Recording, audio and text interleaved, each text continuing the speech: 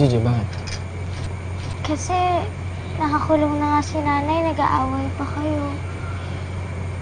Hindi naman kami nag-aaway ng Ate Rachel mo. May naririnig ka ba? Wala naman ah. Yun na nga, kuya eh. Tahimik kayo. Pero halata namang may away kayo. Hindi kayo nag-uusap. Gigi, kuya mo lang ang ayaw makipag-usap. Gigi, pag inausap ko kasi yung Ate Rachel mo, ipagtatanggol lang niya si Tita Ivy niya. Pwede mo tatalo lang kami.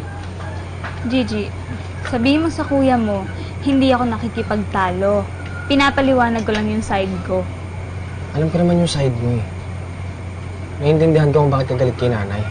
Jun, oo nga. Galit nga ako kay nanay, pero hindi naman ibig sabihin nun, gusto ko siyang makulong. Yun yung hindi mo maintindihan.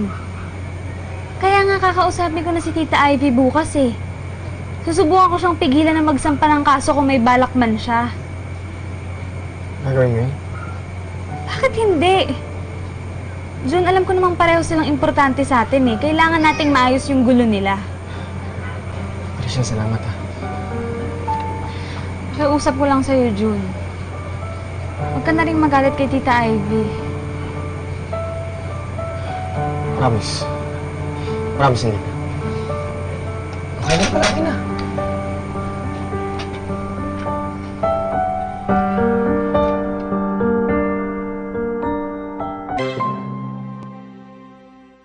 It's too late, Rachel. Kaalis lang ni attorney.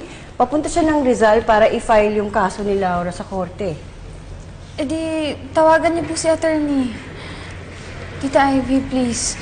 Iurong niyo na po yung kaso. Bakit ko naman gagawin yun? Nakita mo naman kung gaano kasama yung babaeng yun. Bakit na niya akong patayin eh? Pinagtangkaan din niya yung anak mo. Tapos sino susunod, ikaw? Papayag na po ako sa gusto niyo. Sasama na po ako sa inyo. Iurong niyo lang yung kaso.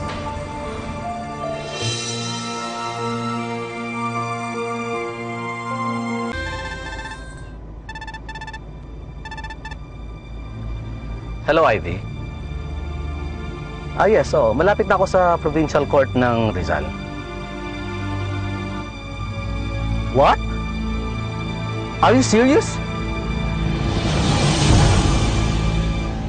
Iniurong mo yung kaso? Oo, Bibsy. Pero bakit? Dahil lang sa hiniling ni Rachel? Lahat gagawin ko para bumalik sa akin si Rachel. Mahirap pa intindihin yun. Kahit yung kasalanan sa akin ng babae yun, isasantabi ko. Basta makasama ko lang yung anak ko.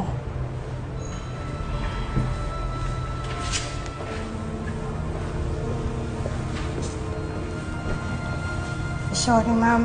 Nabigla lang ako. Naiintindihan ko naman yung feelings mo eh. Di na rin ako. Pero alam mo, ang hindi ko maintindihan. Ang hindi ko matanggap. Parang bakit biglang ganun na kahalaga sa kanya si Laura? Para isuko niya yung pride niya? Yung kalabang kong mortal, Bibsy. Yung naging dahilan kung bakit namatay yung daddy niya. Yung kalabang kong mortal.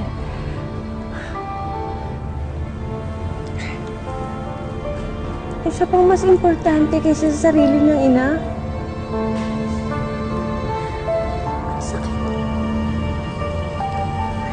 Sakit. Sakit, Bibsy.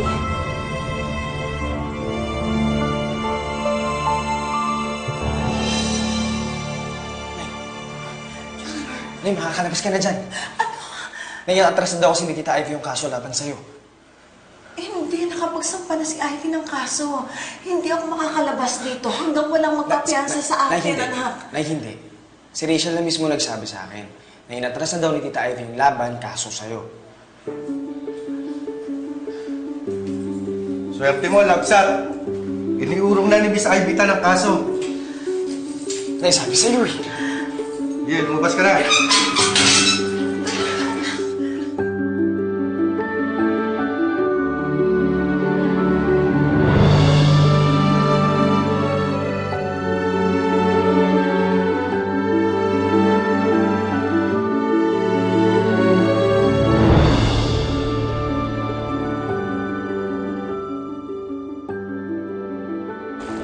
Rachel! Nay!